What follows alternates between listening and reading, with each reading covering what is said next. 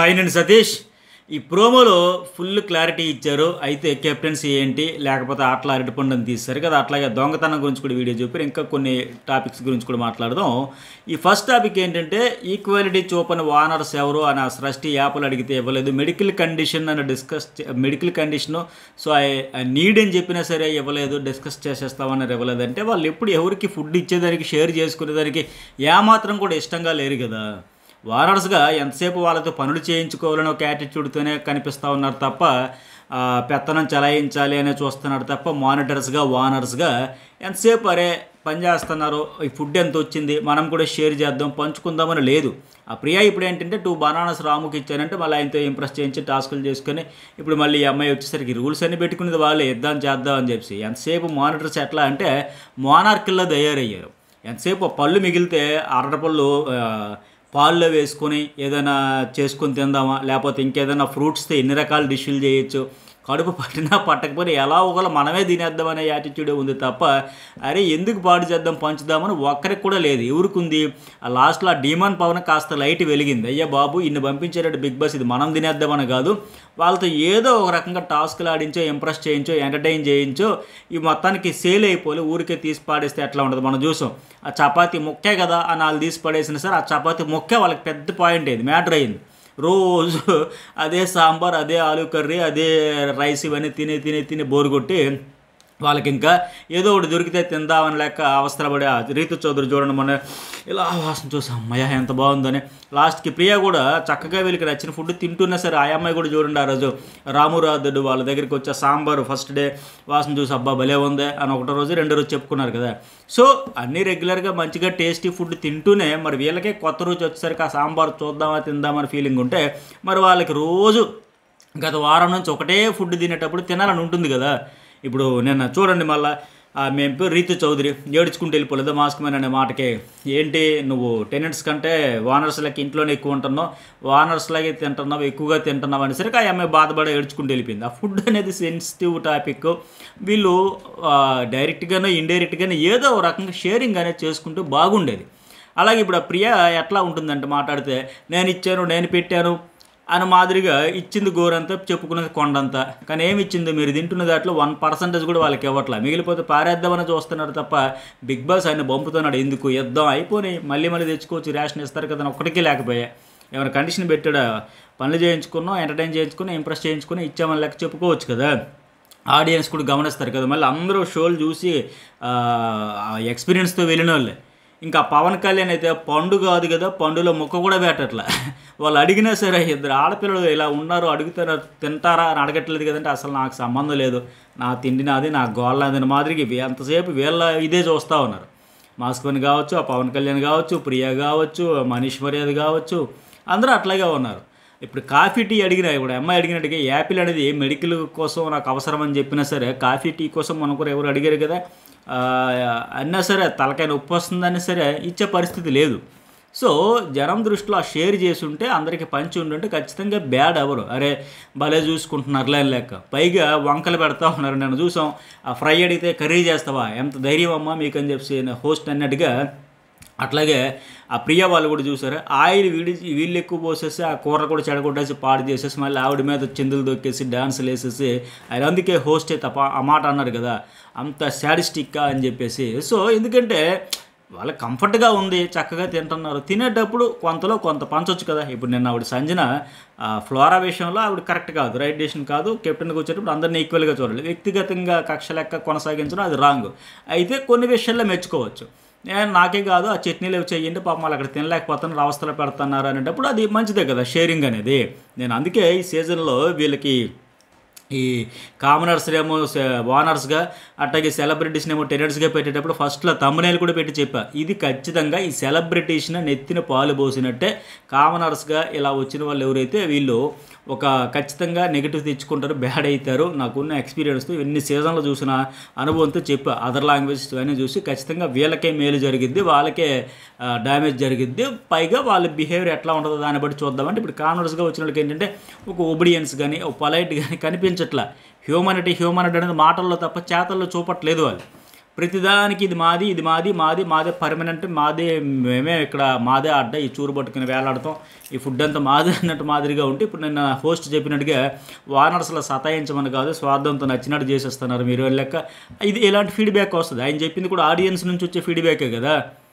So audience connect అవ్వాలంటే ఆ కంటెస్టెంట్స్లో ఒక స్ట్రగుల్ అంటూ ఉండాలి. ఇప్పుడు స్ట్రగుల్ అంటే తనూజ, ఆ భరణి వాళ్ళు ఉన్నారు, కష్టపడి మనస్ఫూర్తిగా 100% మనస్ఫూర్తిగా వంట చేస్తూ ఉన్నారు, మంచిగా టేస్టీగా పెట్టారు. వాళ్ళకు కాంప్లిమెంట్ ఫుడ్ ఏంటి ఇవ్వట్లే, కనీసం కాంప్లిమెంట్కి వెళ్ళి ఇక్కడ అంతా వంట చేసి పెట్టేసి తగ్గెళ్ళి బయటికి వెళ్ళిపోయి మళ్ళీ రెగ్యులర్ సాంబారు అదే తినాల్సి వస్తూ ఉంది.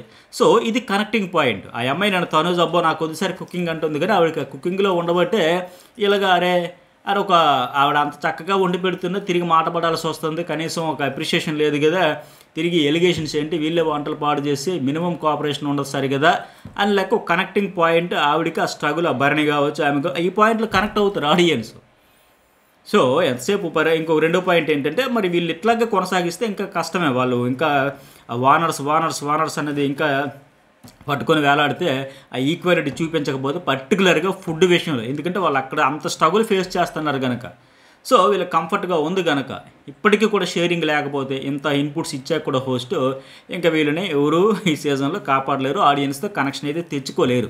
ఇక రెండోది ఏంటంటే టెంపరీ వానర్ అంటున్నారని చెప్పి సంజన అంటుంది కదా, మానిటర్స్ మోర్ సుపీరియర్ దెన్ కెప్టెనా, లేకపోతే ఏంటి కెప్టెన్ సుపీరియర్ దెన్ మానిటర్స్, అసలు ఎవరు ఎక్కువ మానిటర్సా లేకపోతే కెప్టెన్, ఏదో నాకు ఆన్సర్ కావాలి, పర్ఫెక్ట్గా అడిగింది ఆవిడ. ఇంకెందుకు లేదంటే ఇక్కడ ఆయన కూడా హోస్ట్ కూడా క్లియర్గా చెప్పిస్తారు, ఎస్ కెప్టెనే అందరికంటే వానర్స్ కంటే మానిటర్స్ కంటే అందరికంటే పెద్ద ఆవిడని క్లారిటీ కూడా ఇచ్చేస్తారు, అందరూ కెప్టెన్ మాట వినాలి అని. ఇంకా అంతకంటే ఎవరు చెబుతారు? ఇంకెందుకంటే ఎట్లా అయిపోయిందంటే వీళ్ళ దృష్టిలో ఈ వానర్స్ కావచ్చు, మానిటర్స్ అనిపించుకుంటున్న వాళ్ళంతా ఆటలో అరటిపండు కెప్టెన్ అంటే తీసి పడేస్తూ ఉన్నారు. ఇదే కొనసాగితే ఏముంది, ఇప్పుడు ఈ సీజన్ అంతటికి ఈవిడే కెప్టెన్ కాదు కదా, రేపటి వారం వాళ్ళలో ఒకరు అవ్వచ్చు, ఇంకెవరైనా అవ్వచ్చు, అప్పుడు వాళ్ళు కూడా మేము చెప్తాము అంటే ఎవరు వింటారు? ఈ సంజన అసలు ఎవరు వినరు, ఎవరు వినే పరిస్థితి, పట్టించుకునే పరిస్థితే ఉండదు. ఆటలో అరటిపండు కెప్టెన్ అంటే ఒక జుజుబి ఇలా తీసి పడేస్తే ఎట్లా?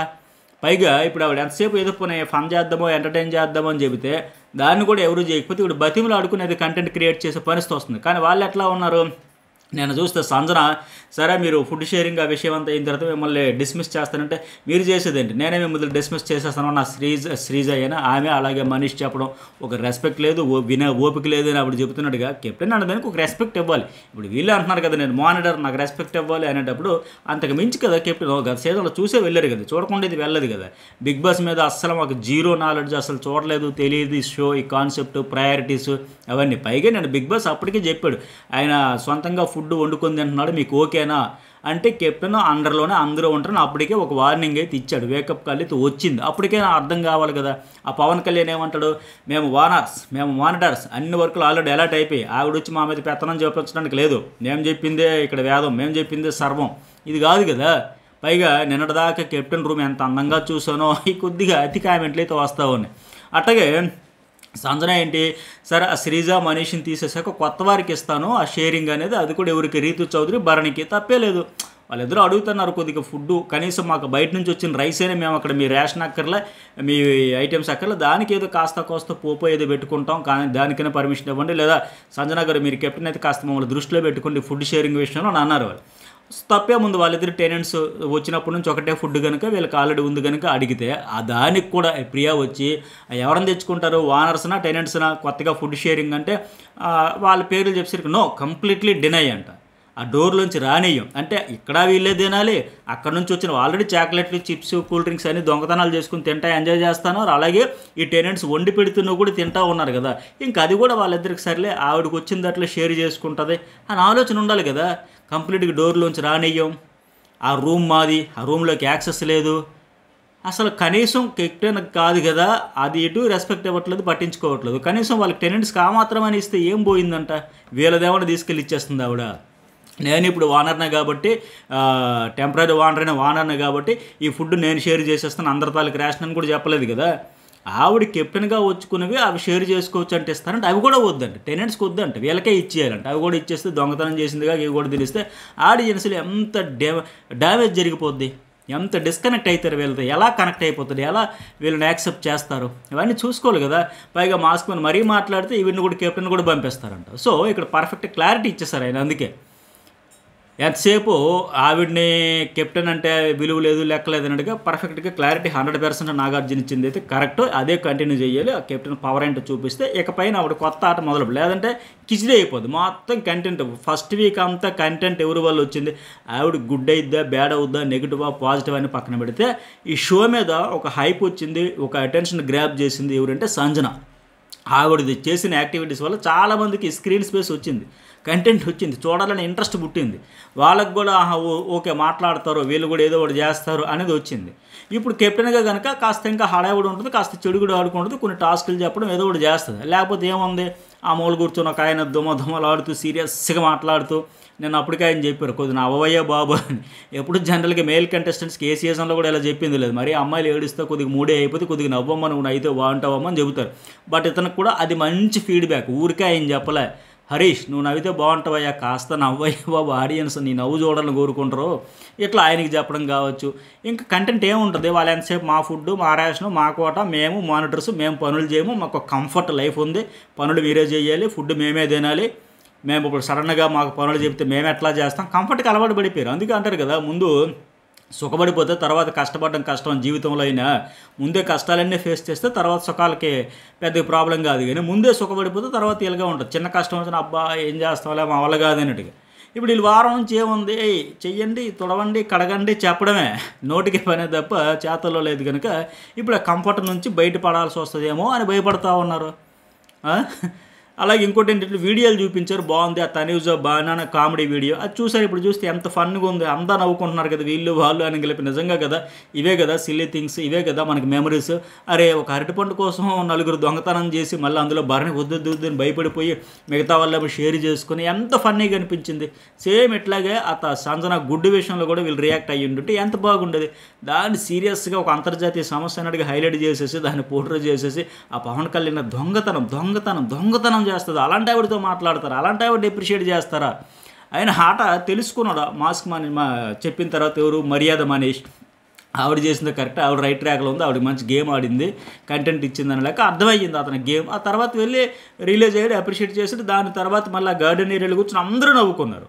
సో అది దాన్ని లైట్ చేస్తుంటే బాగా నట్టకి. ఇప్పుడు మరి ఈ దొంగతనం వీడియోతో పాటు థమ్స్అప్ దొంగతనం వీడియో, గుడ్డు దొంగతనం వీడియో, అలాగే చాక్లెట్స్ చిప్స్ దొంగతనాలు, ఇవన్నీ ఫస్ట్ వారం అంతా ఏం జరిగాయి అంటే దొంగతనాలు జరిగాయి.